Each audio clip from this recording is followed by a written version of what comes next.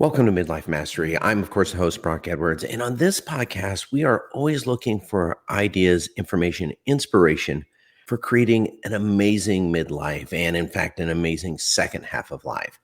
And on today's episode, we have Laura Friedman Williams. And she went from being happily married for over 20 years to being blindsided by her husband's affair. Divorced, she began a midlife journey of breaking out of her cocoon and rediscovering and reinventing herself. In this episode, we talk about that process for her and about a little bit about her new book, available, A Memoir of Sex and Dating After a Marriage Ends. Now, this episode isn't really about relationships. It's more about how changing relationships were a catalyst for finding and becoming the person that she didn't know she was, if that makes sense. I don't know if it makes sense now. It will make much more sense after you listen to her. If you haven't caught some of the previous episodes, I do just want to highlight, we had Dr. Ellen Albertson back on the show talking about her book, Rock Your Midlife, 7 Steps to Transform Yourself. And that episode is pretty much just what that sounds like there. Different approaches and ways to really create an amazing midlife. And we also had Blaine Wood talking about his own fitness journey and his approach to fitness. And that one's titled Ordinary Guy, Exceptional Fitness. And I love the inspiration and the ideas that come out from talking with Blaine. So anyway, I'm hoping you're really ready to play bigger today. Let's get started.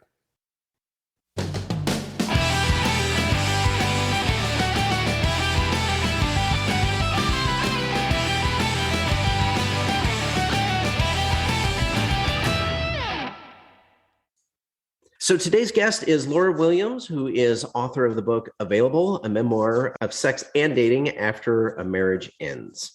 So today's really about reinvention. I mean, that's kind of what the book is about. And so I guess, Laura, how do you introduce yourself to people beyond being an author? That's a really good question, because the way I always introduce myself to people, I think for many years, was as the mom of the children I had, right? I'm so-and-so's mom. That was my primary function, or I'm so-and-so's wife. Those were the main roles of my life. And so now when I introduce myself, when I say I am the writer of this book, I still have a little bit of that imposter syndrome. Like someone's going to come and say, well, you did it.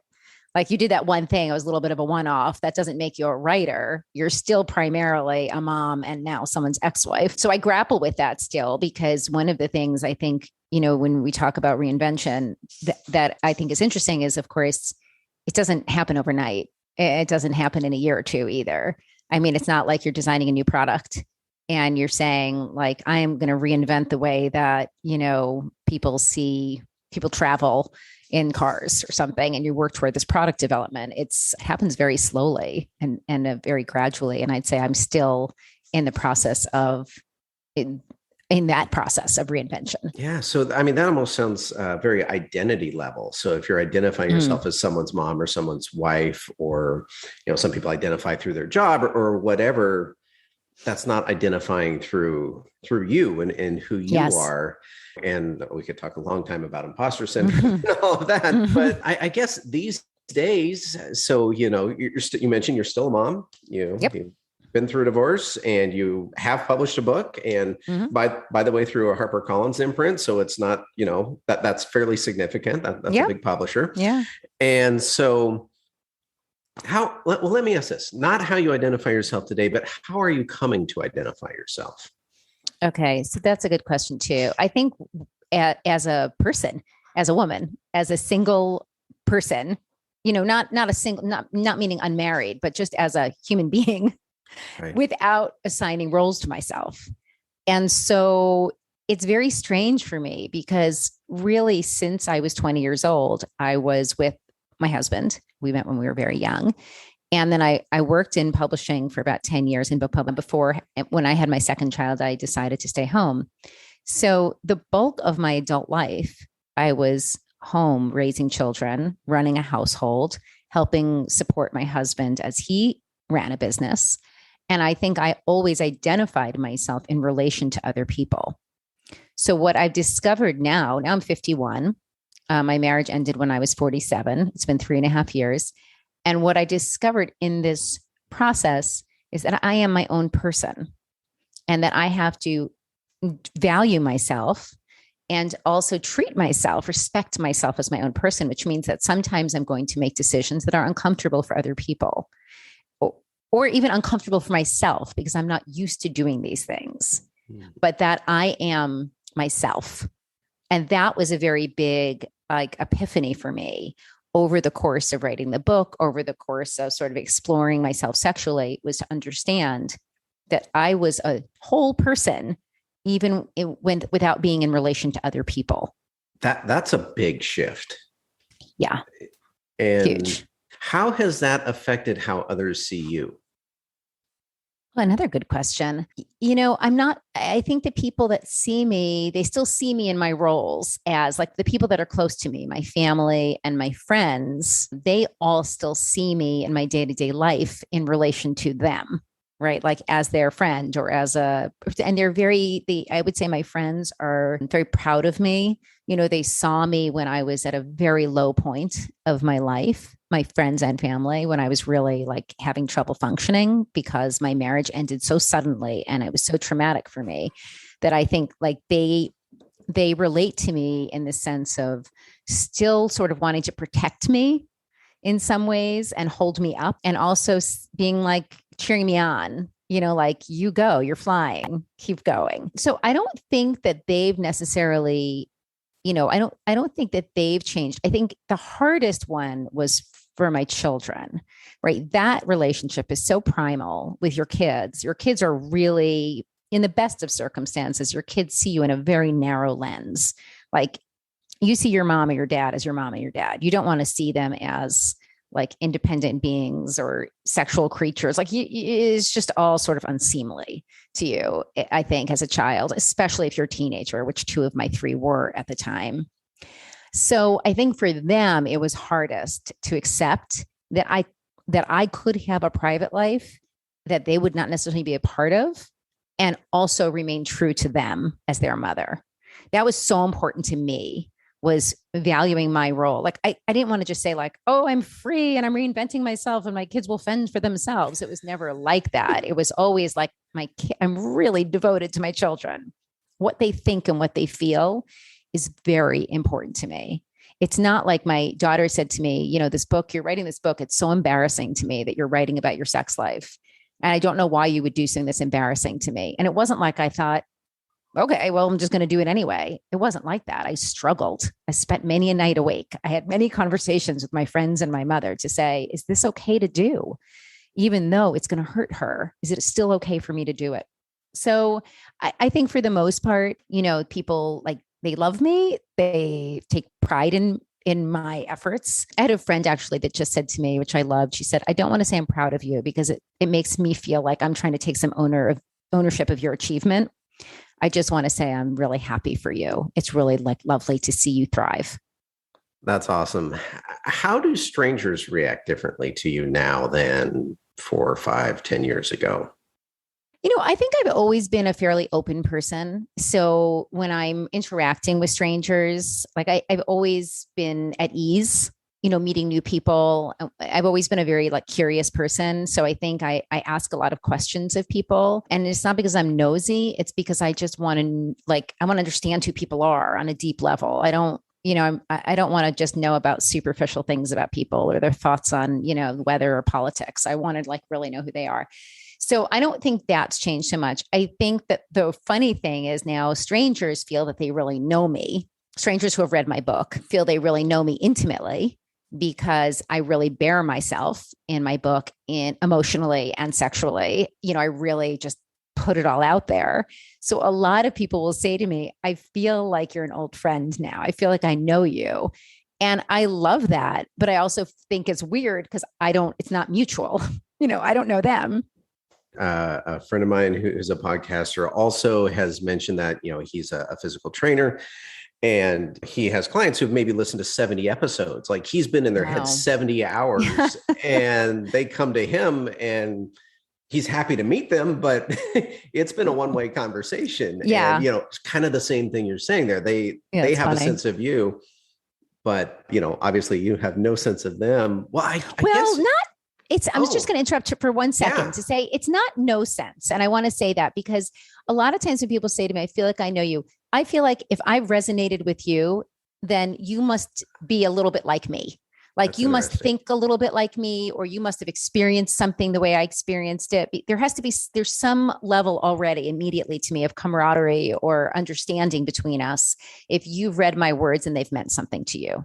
So if you feel that you know me, then probably you're someone I want to know. So I wouldn't say there's not, there's not nothing there. It's just, Yeah. it's different. It's not totally mutual, but it has the seed of something. Like most people who reach out to me, I think I'd like to know you. I'd like you Right. seem like someone I'd like to know. So anyway, I'm sorry to interrupt you. I just wanted No, to add that. that's fantastic. And that's a very interesting distinction. I like that. And I guess I'm just have been wondering, for you, how are you showing up different in the world than because we started off talking about reinvention. So Yeah. prior to this transformation, this reinvention, how are you showing up differently? I think for me, like I was really pretty settled and happy in my life. I was with my husband for a very long time. We had 3 children.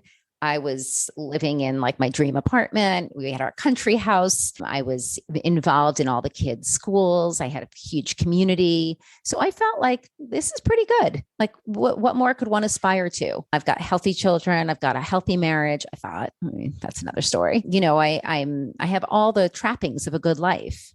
And I kind of stopped at that. That was good enough for me. I liked being a good friend. I liked being part of my community, but there was like, I lived on a sort of day-to-day like treadmill, of like just I made dinner, got the kids to bed. We did homework. Sometimes there'd be a special event. Then it was on to the next thing. The way I feel now is that I feel a few things. One is that I feel like I look for the special almost every day. And it could be the smallest thing. It could be the smallest interaction that I have with someone, or even something that I observe in somebody else. Like the world looks so much clearer to me now.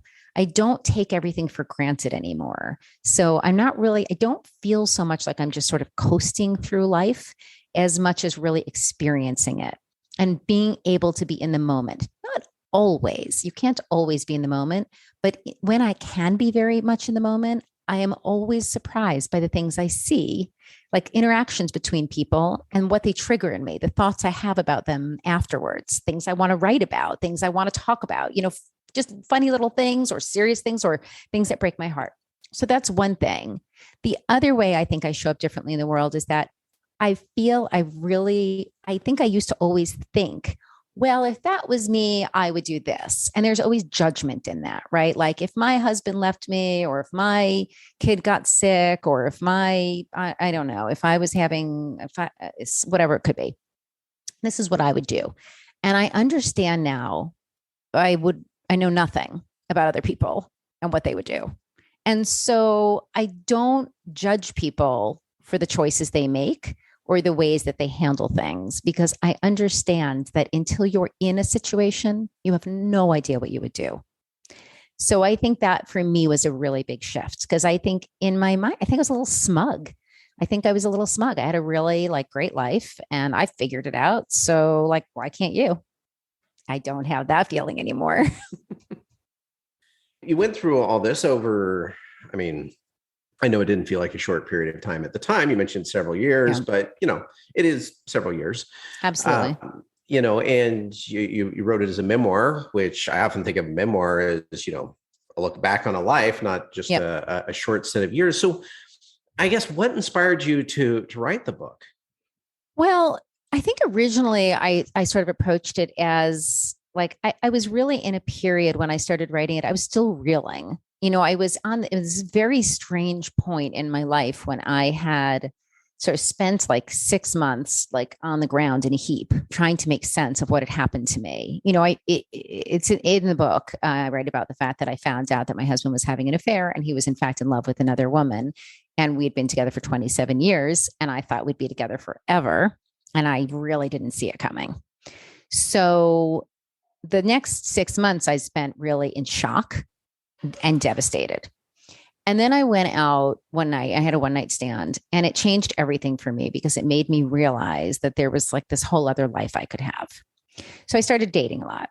And the stories of my dating were pretty funny. I was really just going from man to man to man. I was like sowing my wild oats, but also I had no idea who I was or what I was. I didn't know what I was doing. So I just sort of thought, I'm just going to tumble along on these tracks until I can write myself. And would tell friends about my stories. And they were like, you're such a good writer. You've always been such a good writer. You should write this stuff down. It's so funny. People will enjoy this. And so I started it originally as a sort of commercial, like, why not? I got to do something with myself. I may as well do this. These stories are funny. Then when I started writing, I was like, you know what? I got to get real here. The funny is awesome. The funny stories and the like weird things that happen, the dogs that get into bed with us or the, condoms that get lost or, whatever. They're funny, but that's such a small part of the story. The bigger part is I am like breaking out of this cocoon and I am becoming something other than what I was. And that is true for so many people in midlife, whether or not they're coming out of a marriage or, recovering from divorce.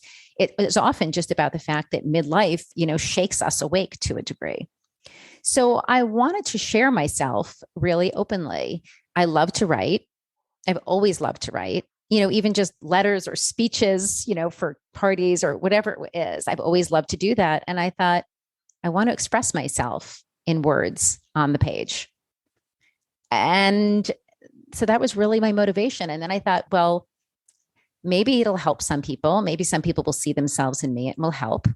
But it wasn't like an altruistic thing. It was really done because I wanted to express myself and express what I was going through. Because for many people go through this transformation, but when you're going through it yourself, you feel it is quite seismic. It's like you're really doing an about face in many ways. Even though I look the same, to people in my community, I don't feel at all the same inside. And I wanted to write about that, what that feels like on a very deep level. So as you were going through this writing process, you're obviously learning about yourself on multiple levels. One level is just the life you're living and, you're learning and transforming and reinventing. And well, actually, before I ask that, let me ask, as you were just going through life, what did you learn about yourself?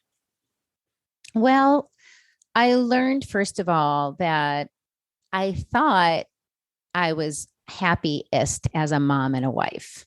And what I learned was that actually, maybe I hadn't been so happy. Maybe I wasn't as fulfilled as I led myself to believe, that maybe being good enough was not good enough. I think I'd really adopted that mentality of like the good enough. This is good enough. And it wasn't. And in hindsight, I realized that. So I think that was part of it for me, was looking back. There's a lot of that, looking back and thinking what I thought was great. Was it? Did I even want it when I had it? Would I ever want it again now that I don't have it? If I could get it back, would I?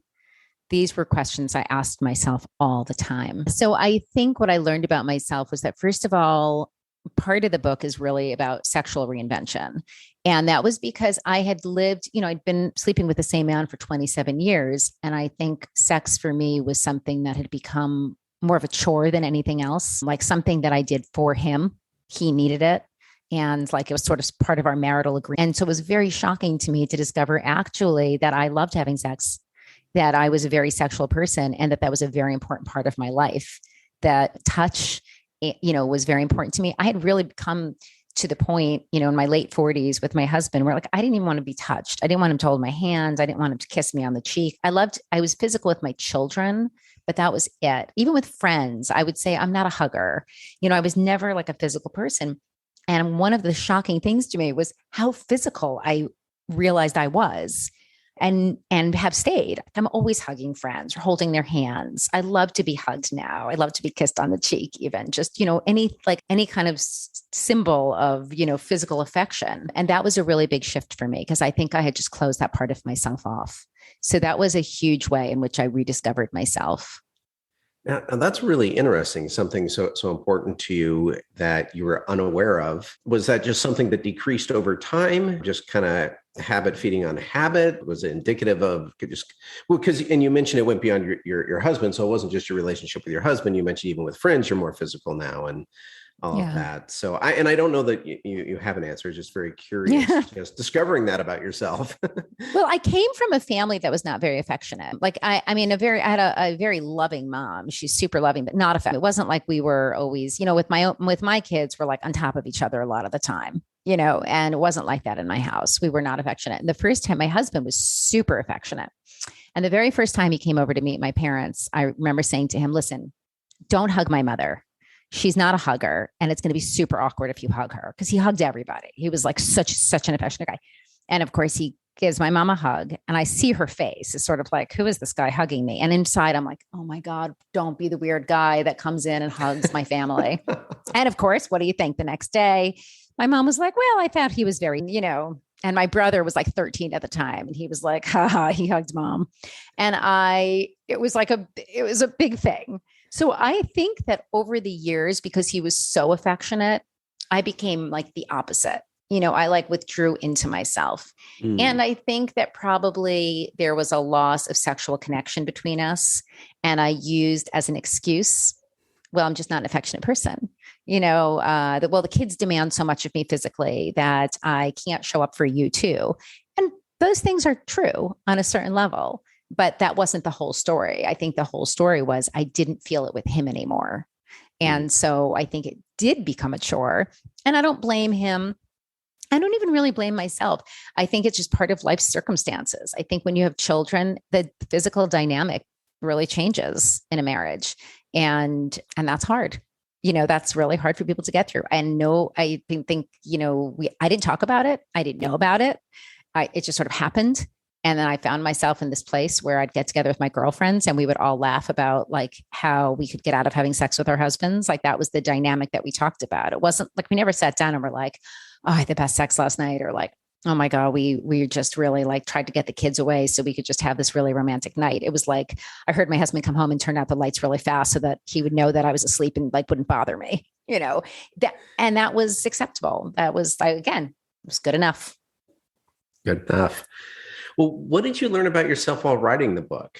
I mean, so you had what you learned about yourself through this life process, but I can't help but think that putting pen to paper, so to speak, makes you process at a different level.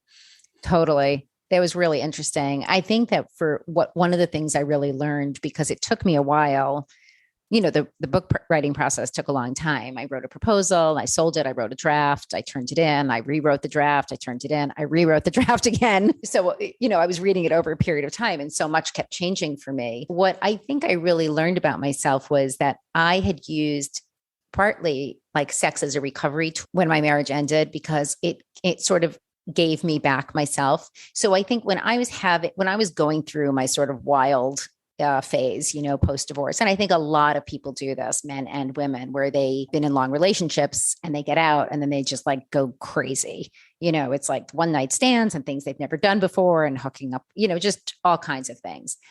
And I have heard, people say that are like recovery coaches or therapists, like, don't use sex as a grieving tool. But you know what? It actually really worked for me, because it sort of gave me slowly myself back.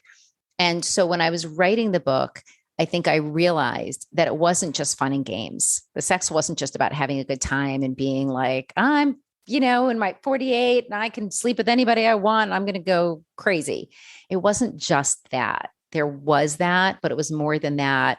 I was really like getting to know myself again and giving myself the space to become a person on my own, and a woman who could be things, as I said, to go full circle, other than a wife and a mother.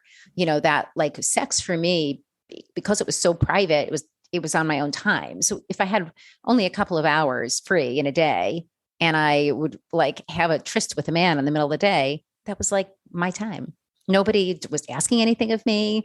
Nobody was, I wasn't making anyone food or helping with homework or, paying bills. It was like just about me and taking care of myself.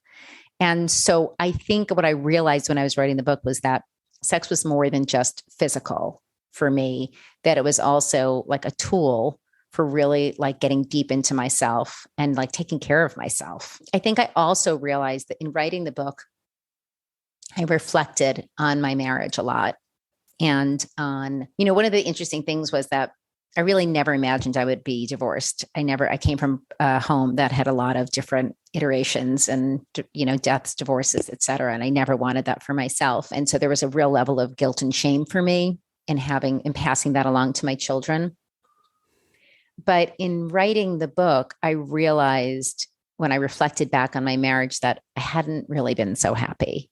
And I don't think I understood that until I started writing it down, until I really started looking back and thinking, well, why did I do that? Why was I kind of cold in that way? Why was I controlling in that way? And I don't think it was until I really started writing it out that I understood it wasn't just my husband driving that train. I was doing it in my own very passive way.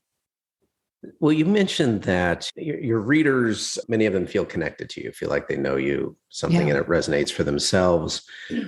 What do they tend to take from the book? Or what is there may not be a common theme, but I'm just kind of wondering, is there something that people seem to connect with more? Yeah, actually, I think a lot of women have said to me, I feel seen.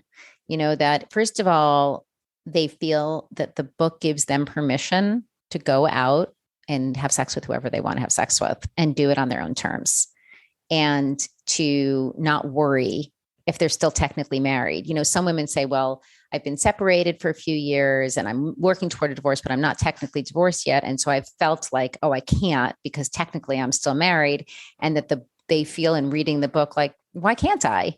Who says I can't? So that's one thing. I think the heartbreak, and the feeling of loss of identity, the real stripping of identity. That is a huge thing that a lot of women say to me. Like, I have these kids. In fact, I just got a text this morning from a woman who has 5 children. She's married for 25 years. Her marriage has ended and she's struggling. And she said, you gave me, it was like therapy for me reading your book. I felt like it was therapy. And I think because I tried really hard to be very real and very authentic about the things that were good, the things that were bad, the parts that were hard, the parts that might always be hard. There are parts that might continue to be hard for a long time to come. I don't pretend that that this is easy stuff. It's worthwhile. I believe it's worthwhile. And I'm glad I'm in this position, but I don't think it's easy to emerge as a different person and with a different life than the one you thought you were going to have. So I think a lot of women just feel like they feel seen. Like, yeah, this is what has happened to me. I feel like my total identity has been stripped, but now I see that I have the freedom to do what I want. Really, the only person telling me I can't is myself. I think that's very shocking for a lot of people, is when they stop and think, who says I can't do these things? Who says I can't have a one-night stand? Who says I have to get remarried? Nobody. And that's the beauty of being in your midlife and independent. Nobody can tell you those things. You just do what you want to do. It's funny, we almost never, as we're growing up, we have these decision points, right? Do I go to college? Do I, go into the workforce? Do I get married? Do I buy a house? Up through about 30, there's some pretty big preset things that most people do, or at least decide whether to do or not to do. It's a conscious decision. But then we get to midlife and life's just kind of going along. Like, there's often not this trigger to stop and think about it, or we don't realize without the trigger that, on any given day, we can redefine things. Like, we can stop and step back and think, is this what I really want? Is this how I want to be? Is this who I want to be, like we do earlier in life? And so I find that interesting. And I guess I was also tying it to, obviously for you and for a lot of the readers that you just mentioned, that trigger was, well, divorce was at the central of it, but obviously there was more going on there that caused kind of the reassessment. And I think that's more observation than question, Laura, but just kind of as you're pulling all these pieces together. And I had heard recently, and I don't know the actual numbers, but that divorce actually goes up in midlife. Like, that's where the highest percentages of divorce occur, which is surprising. I would have thought it would have been, kind of in the first few years, you realize you don't like each other or whatever, and you move on. It's easiest to divorce at that point, perhaps. I don't know. And I know you're not a marriage counselor, but you've had your own experience and you've spoken to a lot of people and you've got your readers. Why is it, from your observation, that divorce might go up kind of at this stage of life when we think, hey, I'm finally getting this figured out. I know my life path, and then it changes. I don't think the idea, I mean, midlife crisis is a cliche, but sometimes cliches exist for a reason because there's a real kernel of truth in there. And I believe that to be so in midlife, maybe from the time that your kids are starting to become more independent. Like, I think when your children are young, you're in such a fog of just getting through and probably wanting more children. You have one, then you have two, then you have three. You're just like, you're still moving through it. And you're really in the trenches. And then you come up for air and you realize, wait, this is all there is. Like this is what it's going to be now. This is what my next 50 years look like. And I think for a lot of people, what I'm finding, which is really interesting in a lot of my friends, is that a lot of it is tied into people becoming empty nesters. So in my case, when I projected forward and thought, okay, this is my life for the next 50 years, that was fine with me. I was fine with it. There was no part of me, which is partly why, by the way, I wrote the book, was because I was the least likely candidate to be where I am now. I really feel that way. I was quite content. And my husband wasn't. He wanted something different. The lack of passion that we had in our relationship, the lack of newness, the lack of curiosity that we had about each other, the way that we were really sort of living parallel lives, but in the same home, that was not good enough for him anymore. He wanted something more. And I'm seeing that in a lot of my friends also, where they feel like, okay, I did that. I raised my kids. I had the big house. I lived in one place so that the kids could have it. I had the big Thanksgiving every year. I had the big 4th of July party every year. I was known for these certain events, and I don't want to do it anymore. I'm done. And I'm seeing that in a lot of my friends, which is fascinating to me, because when my husband and I broke up, we were the first to break up, and I felt extremely alone and embarrassed. Like, I would look around and think, you guys made your marriage work. Like, you guys bicker all the time, or this, whatever they're doing. And like, you guys can make your marriage work and I can't. I was so really humiliated. I felt that I'd always been a person that people came to for advice and resources. I was like a go-to person. And then I felt like such a fraud. Like, what kind of a go-to person was my life was exploding underneath me. I didn't even notice it until it was like, the bomb went off. But what I see now, because I'm seeing it in so many friends, is that I think we come to a realization in midlife that everything is a compromise. When you get married in your 20s or, early 30s, you're young and you want babies, you're working towards something, right? You're working toward building a family and building a life. And then when you get it, you realize it's not everything, that you built it, but there's compromise. And the compromise might be, well, I've got a partner and we really love each other and we'll always take care of each other, but the passion is gone.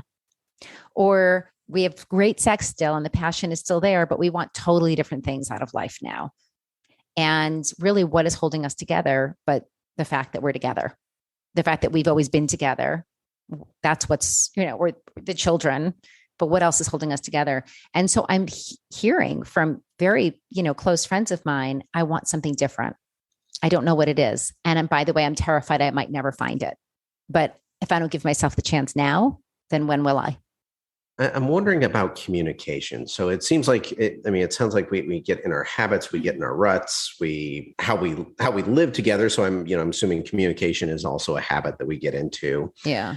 But how do we improve that? Like how do we bust out of that habit that has us waking up one day going, yeah, this isn't quite where I want to be, and understanding better of where the other person's at as well. So at least if it's not where we want to be, we're coming to this conclusion together and not, just being a surprise one day.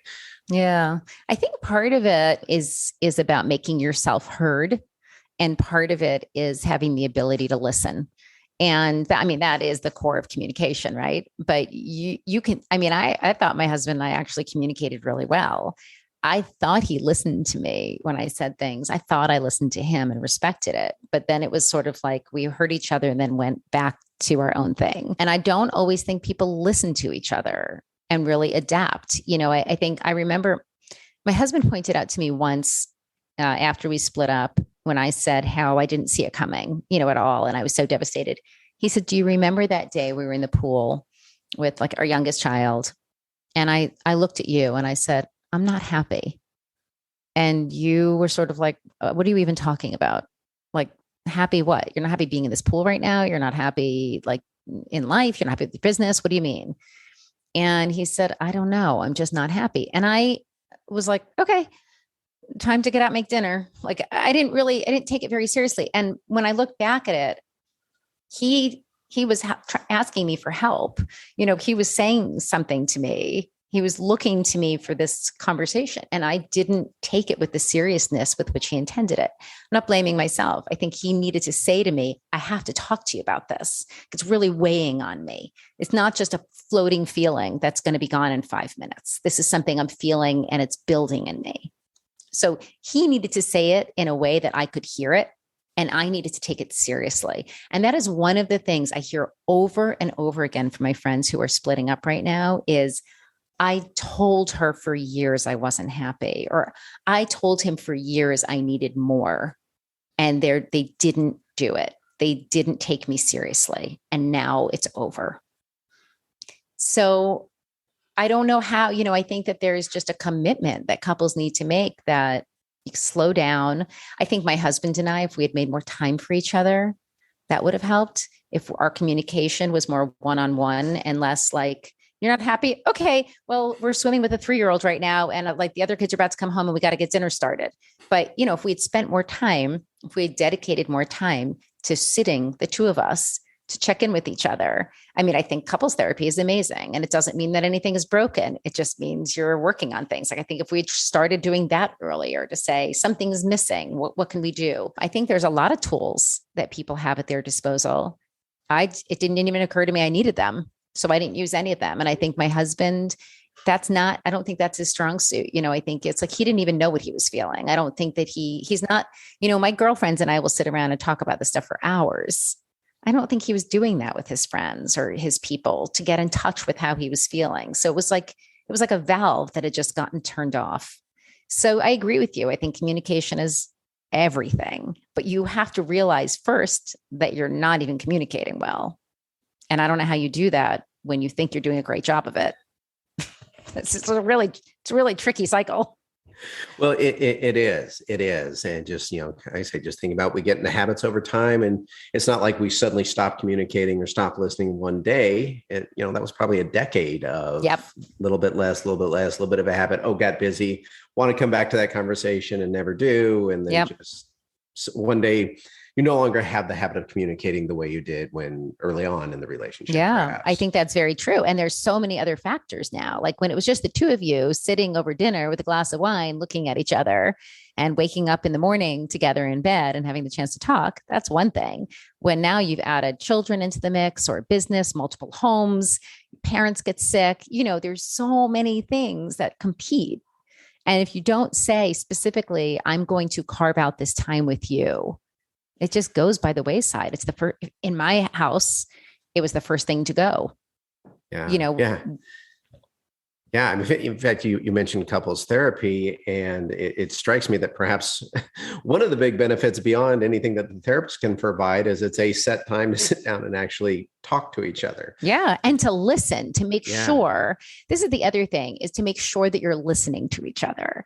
I don't think my husband and I were very good at listening to each other on a deep level. And when we finally did go to couples therapy, I'd say it was too late, but we did listen to each other finally. In fact, I remember him saying to me, there'd been something he had been doing for like 30 years that had really been troubling to me.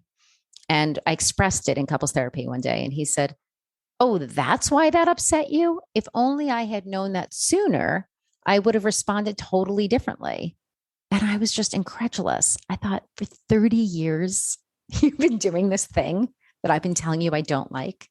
And just now you're listening with a third party in the room. It's almost like maybe for like your 20th anniversary or your 10th, like milestone anniversaries, the gift should be couples therapy. Like forget the diamonds, forget the, silver. Like it's our 10th anniversary, it's time for 3 months of couples therapy. At 20 years, it's time for 6 months. Like it should just be, that should be the anniversary gift. Think how many marriages might be saved. Absolutely. If it was just mandatory, because a lot of people think they don't want to go because it means something's broken. And Right. that's embarrassing, or that makes them feel vulnerable, or, whatever they're not into therapy, whatever it is. But if it was just mandated, like it's like a checkup, you got to do it. So as we start kind of wrapping up here today, well, what else do you want people to know about the book? Well, the book is, I think it's got this like giant juicy peach on the cover. So, I think what my publisher was really going for the angle of like sexual revolution and reinvention in midlife, which I love. And I love talking about it. And I think it's very important. But I think what's also really important is that it's my story, and my very true story, and often very painful story. I mean, a lot of people talk about the book. They say it's very funny, and the dating stories often are funny. But the authentic part of it and the painful part of it is that I was doing those things, having those dates against the backdrop of acknowledging that my marriage was over, and of grieving the loss of the marriage. And that those two things, the moving on and the grieving, are not mutually exclusive. And so I think when I was writing the book, and what I hope that people will get from the book, is that all of these things can happen at the same time. You can actively grieve for the end of something while also embracing what could come next. You don't need to write off one to have the other. And I think that gives people permission to keep moving forward. I always say it's baby steps. When my marriage first ended, I used to coach myself out of bed in the morning. And I used to always say to myself, and I would visualize it because I did not want to get out of bed. I would say, put one foot down, put the next foot down, and start walking. And I would just picture myself walking across the room. And it was like every step I took was a big step. Every step I took to get to the bathroom, to brush my teeth, to wake up my children, to get them to school, to function. So I want people to know it's not just about sex. It's really also the story of recovery. And that could be anything that's ever happened in your life that's painful, not just divorce, anything where you feel that the rug has just been ripped out from underneath you, that you will tumble, and there is a way of righting yourself. You will eventually get yourself straight up again.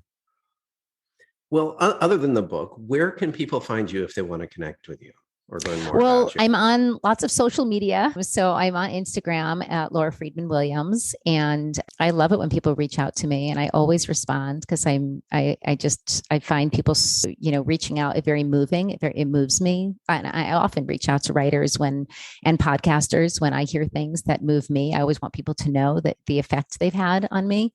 So I love to hear from people on Instagram. I'm on Twitter. I'm on Facebook and LinkedIn, but Instagram is my preferred one. That's the one I like the most. And I also do a lot of writing on Medium. I write personal essays on Medium about family and parenting and divorce and relationships. I have a bunch of pieces on there that have been published. So people, if they just Google me, Laura Friedman Williams at Medium, they can read snippets of my writing. And then of course there's the book. So there's lots of ways to reach me. If you want to find me, you will find me. and I will respond to you. Excellent. Well, this has been fantastic having you on today, Laura. Thank you. A lot of fun. And, a lot of times we're talking about reinvention in more of an academic sense, kind of here's the steps to reinvention versus here's what you just lived through and what you learned from it. And, frameworks are nice, but the interpersonal experience, I think we need both. And so I've loved this conversation. Yeah, I appreciate that because I think it's true. I mean, I listen to 1,000 podcasts. I'm always interested in knowing how other people do it. And I think that when you hear how other people have done it, just knowing they've done it is enough to make you think it's worth trying. Right. That you can't see. I wouldn't have seen myself here right now, having written a book and being on a podcast talking to you about reinvention in midlife. But you just know that something is possible. You get started. And that's, I think, what we have to do for each other, right? Is to cheer each other on, to say, whether it's in an academic paradigm or just an emotional one or however it is, it can be done. It's worth doing. Definitely so. Well, thank you so much for being on today, Laura. Thank you, Brock. This was so much fun. Thank you. I appreciate it. So much for listening today. I have two quick asks of you. The first one is simply to share this podcast episode with your friends that you know would really enjoy it and really benefit from hearing it. The second thing is to leave a review. And there's a lot of ways you can do that. You can, of course, do it through the app or however you're listening to it, or you can just go to lovethepodcast.com/midlife mastery. Lovethepodcast.com/midlife mastery. And that will give you several options to be able to leave a review. Just a quick rating and a few quick words about what you really enjoy about the podcast in general, or what you enjoyed about the particular episode. The reviews really help other people discover and find this podcast and also benefit from it. And it provides great feedback for me to know what you're really enjoying about the podcast, what you're getting out of it. And so I can do even more of that. And because this show really grows from word of mouth, from people sharing it, from people leaving reviews. In fact, we're now in 45 different countries. I am super excited about that. I just love that these issues are a global experience, right? It's not just us going through this alone, but people around the world can relate to being in midlife and trying to figure it out and wanting to create a phenomenal midlife. So thank you so much.